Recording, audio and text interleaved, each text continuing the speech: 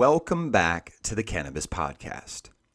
And in this video, we're going to talk about something that I have been fascinated by for a very long time that I've been wanting to discuss. And that's the relationship and historical context of cannabis and religion all across the world throughout history. Before we get into it, please like and subscribe and share this video far and wide to everyone so that we can grow the community and stop being shadow banned. Appreciate you being here. Thanks a lot. Let's get right into it. Cannabis was and is a sacred plant for many people and has historically been used in religious ceremonies in many cultures. Now, all this information is going to come from the Hash, Marijuana, and Hemp Museum in Amsterdam, Barcelona, for now, from the NIH, and through AI research. I'll post all the links down in the description and go check them out yourselves. Cannabis is one of the most important plants to be regarded as sacred by humankind. When the plant's used in religious ceremonies and practices, or when it's regarded as sacred or significant by a particular religion, it is defined as sacramental. It's probable that the connection between cannabis and religion began with its use as ceremonial incense along with other naturally pungent herbs. When thrown upon a fire or smoldering coals, clouds of smoke rich in the active ingredient THC would be released to be inhaled by those present. The enhanced perception of colors, sounds, and the passage of time would all have underlined the belief that they were in touch with their deity. There is a famous report by the Greek historian Herodotus written around 440 BCE about ancient funeral rites practiced by the Scythians, a nomadic people from Central Asia. They'd sit in closed tents where cannabis seeds were thrown onto hot stones to smolder. And it's highly probable that the seeds still carried enough pollen-bearing plant matter to give a psychoactive element to the smoke, as Herodotus writes that inhaling the fumes, causing them to, quote, shout for joy. This is by no means the earliest evidence of sacramental use of cannabis. In Western China, in the grave of a shaman, dated back to 2700 BCE, the flowers of a psychoactive strain of cannabis were found along with seeds, stems, and leaves. The flowers and seeds, weighing a total of 789 grams, that's a big bag, had been placed in a basket and a bowl, which were laid beside the head and feet of the shaman. Interestingly, there's no evidence that his people, the ancient culture of the Turpan Basin, used cannabis for food, seed oil, or fiber. Its presence in his tomb clearly points to sacramental purposes. Now, what they were probably referring to was hemp. So they're making a distinction. This is cannabis, not hemp.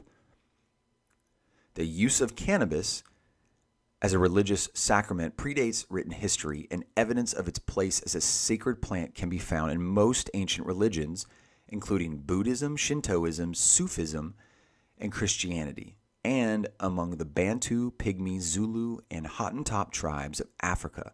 Say that 7 times fast. Several modern religions still practice the ceremonial consumption of psychoactive cannabis. For example, Rastafari, which is most importantly and most famously Bob Marley and his community, while others consider it holy due to its many other properties, revering it as a symbol of strength, purity, and wellness.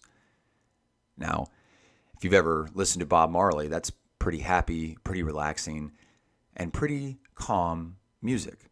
So it's not aggressive death metal or anything like that. So, Reefer Madness is wrong.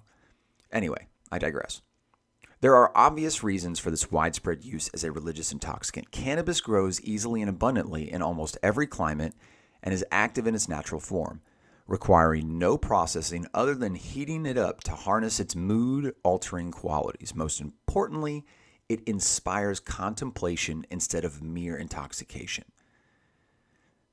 Many contemporary cannabis users recount feelings of oneness with God, peace and tranquility, reduced anxiety, and a greater understanding of life and greater appreciation of music and art, showing that although the shared religious framework surrounding its use may have fallen away or altered almost beyond recognition, the positive transcendental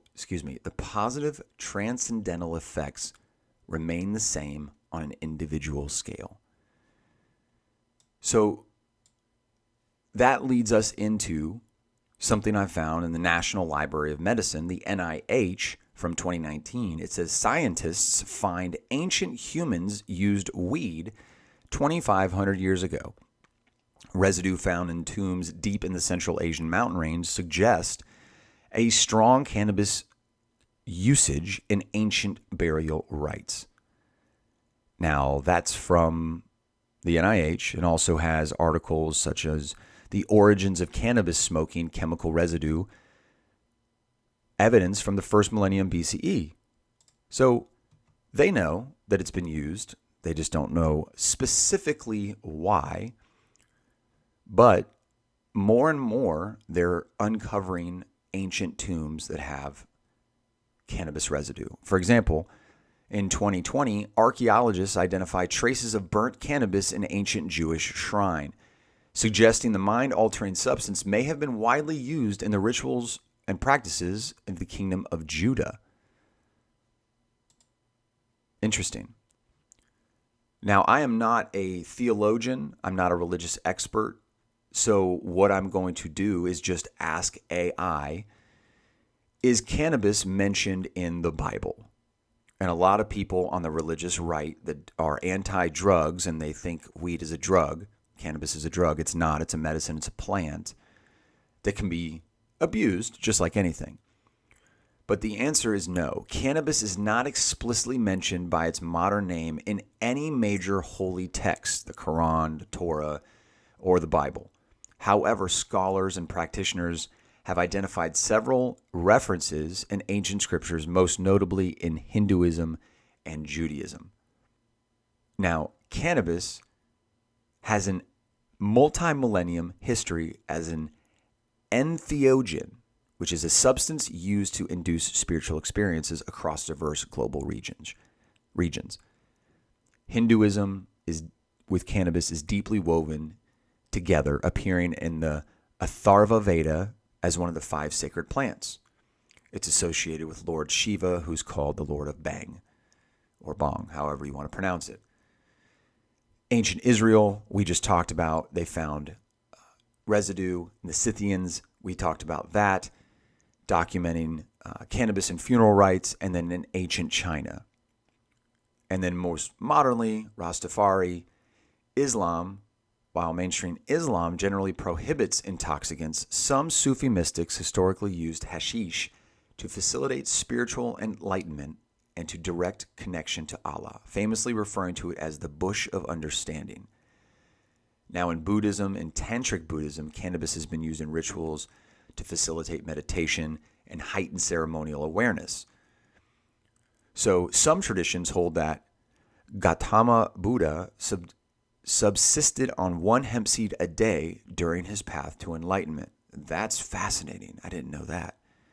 So all throughout time, we have been presented with evidence that ancient traditions have used cannabis for ceremonial, funeral rites, and to connect with their deities and higher sources.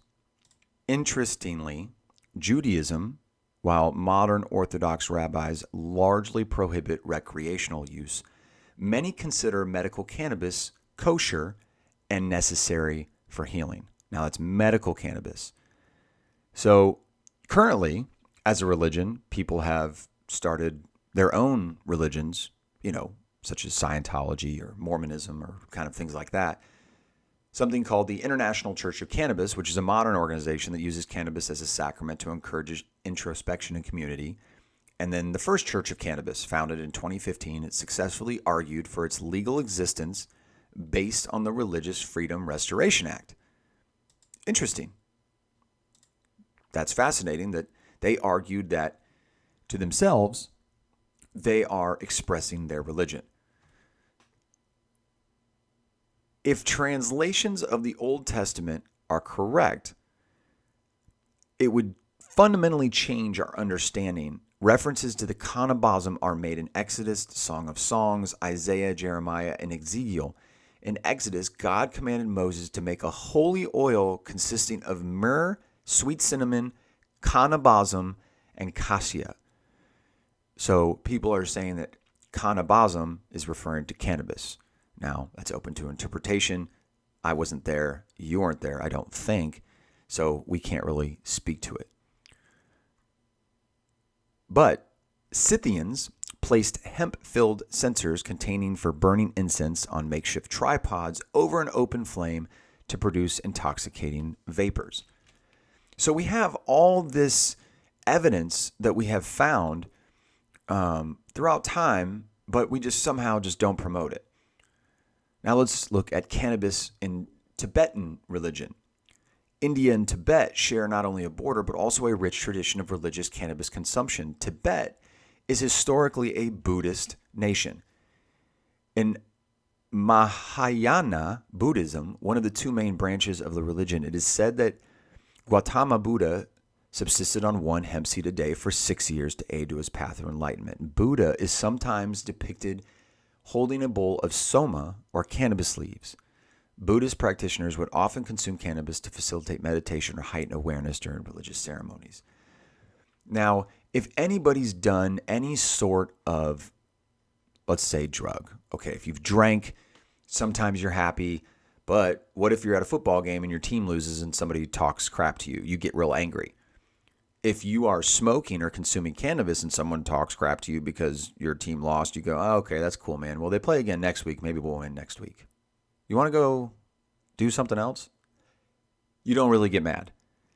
So anybody that says publicly or in the news or, oh, these guys are, it's reefer madness. Like, oh, cannabis makes everybody crazy and jump off bridges. And no, they don't. That doesn't do that.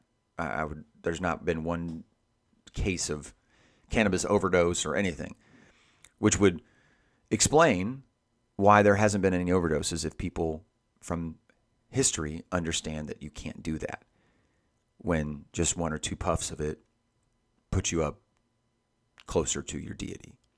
So I don't want to digress too much away, but my opinion and the way I see it is, regardless of your religion, everything here on this earth was put here for a purpose. Everything here was put here not by me or by you, but by something higher than us, source, a creator, God, whatever you want to call it. Now, to ban the usage of those things given to me or you by our creator is in fact blasphemous and against nature. Because if the creator gave me something to help heal and you are preventing me from using that, you are preventing me and the rest of people from healing and connecting with source. That's just one take. You don't have to agree with me. Let me know your opinion. Are you very religious and you think it's against religion? Let me know why. I genuinely want to help understand why people are against it and why people are for alcohol and other things. So please let me know your thoughts, and please take a look at these articles by the Smithsonian, the Hemp Museum, and also from everywhere else, the NIH, and just go ahead, go ask AI. Tell me about the history of cannabis, and it'll tell you. Now, this by no means is a deep dive. We'd like to do a deeper dive later. But just a broad overview of history and cannabis and religion. That's about as far as we go. But that's pretty fascinating that it's been used for thousands of years and it's been found in burial sites all over. And let me know.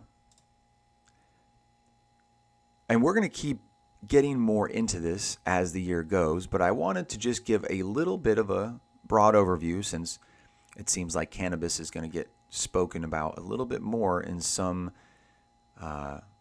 regions of the political and religious spectrum this year. So hopefully we can keep deep diving into this later.